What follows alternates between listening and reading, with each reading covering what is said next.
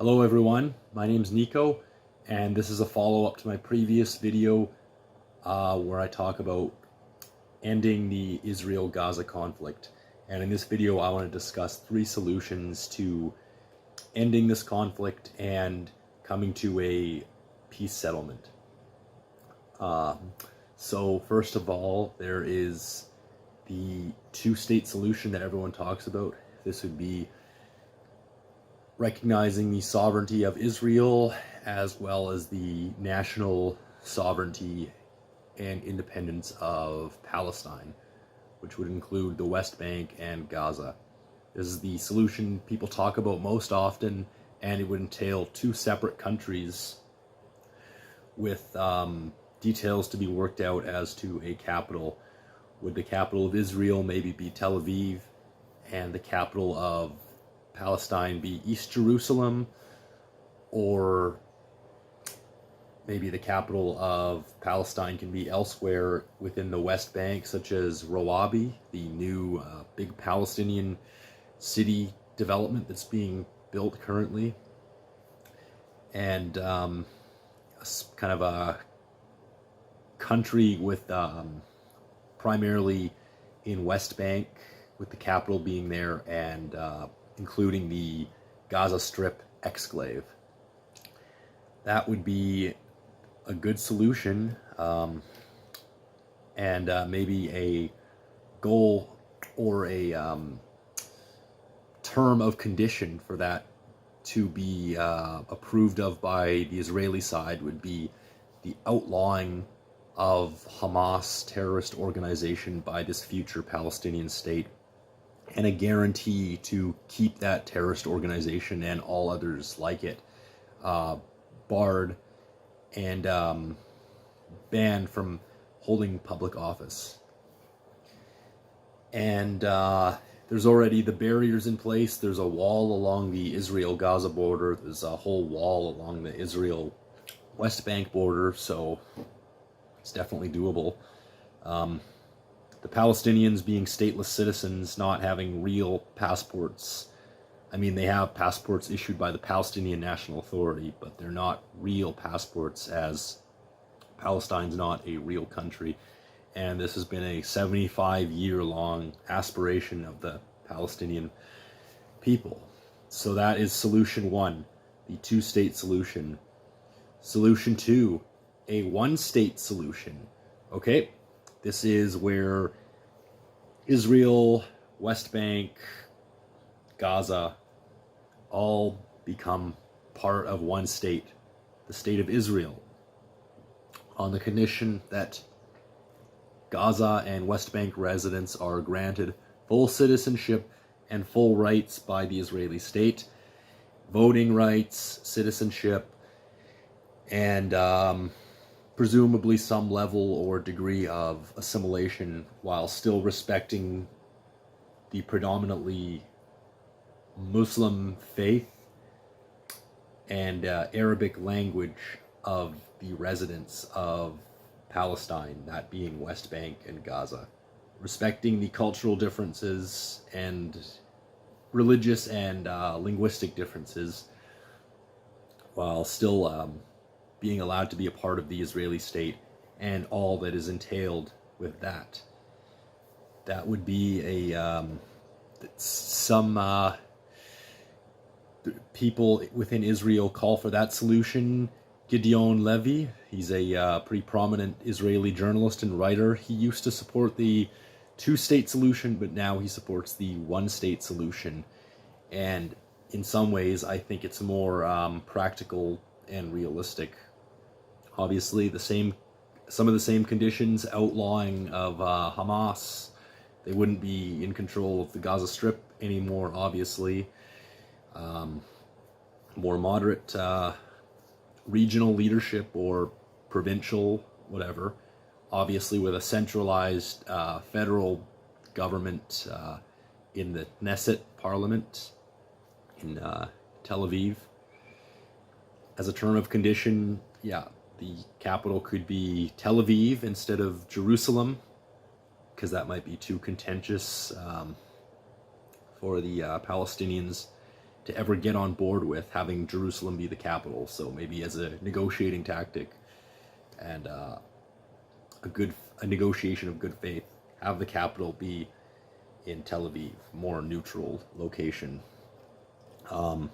This would also have the added benefit of bringing West Bank and Gaza up to first world Western living standards, as Israel currently has, with running tap water, paved roads, running water, and electricity, and better building codes, better infrastructure, and all other things that entails, better employment, better standard of living, as currently these occupied territories, the West Bank and Gaza in particular, the Gaza Strip, is very, very poor by Israeli and Western standards. So that would be a benefit of that. So far we have the two-state solution that everyone knows about and is often discussed. The one-state solution, merge everything together and some level of cultural assimilation while respecting the religious and linguistic differences of the Palestinians and Israelis. The linguistic, cultural, and religious differences, sorry, I should say.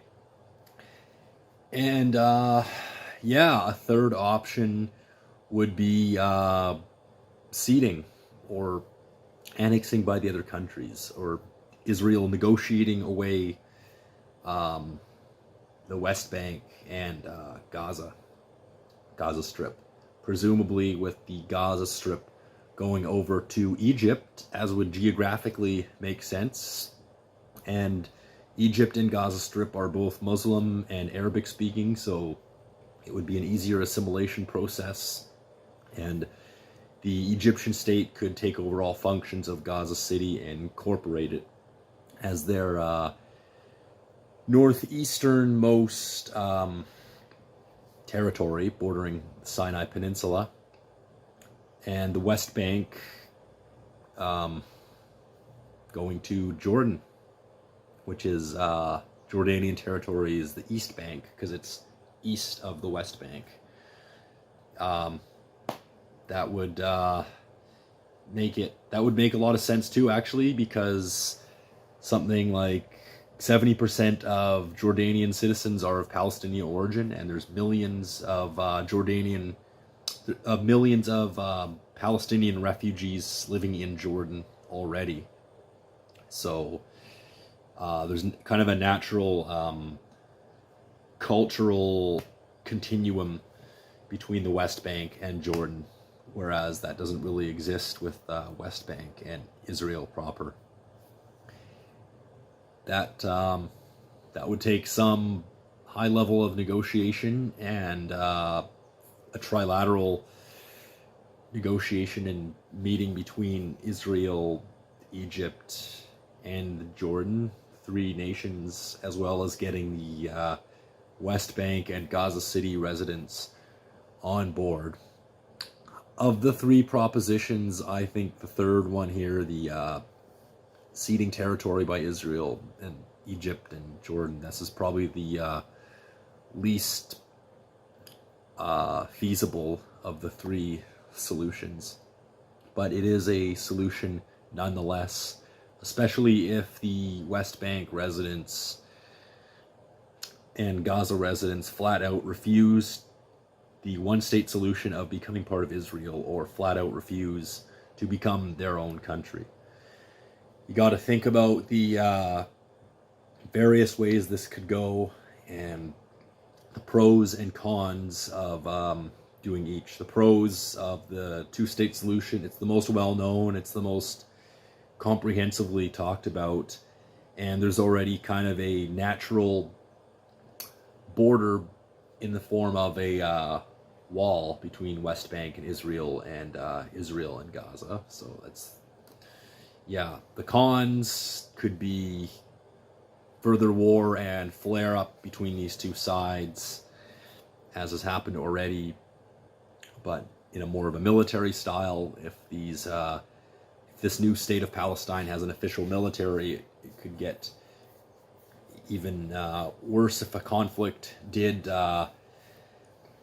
come into being after the independence was announced. Two actual militaries versus just the Israeli military and Hamas militants. But yeah, that's the ideas for the two-state solution. Pros of the one-state solution, as I said, yeah, higher living standards for Gaza and West Bank. Another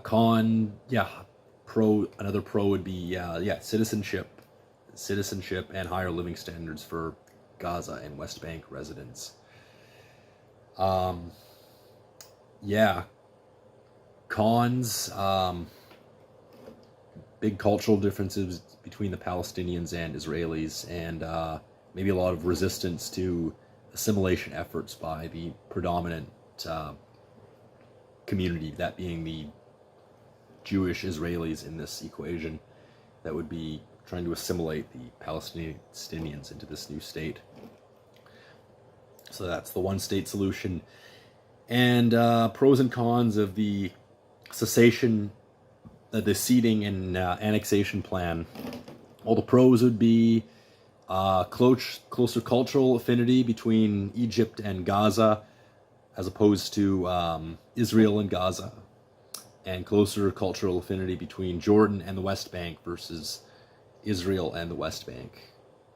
Cons would be just getting everyone on board with this plan, and how would this go over for Egypt and Jordan, absorbing like millions of more people, and how much of a strain would that put on the Jordanian and Egyptian states in terms of assimilation and just food and water supplies and infrastructure for all these new residents.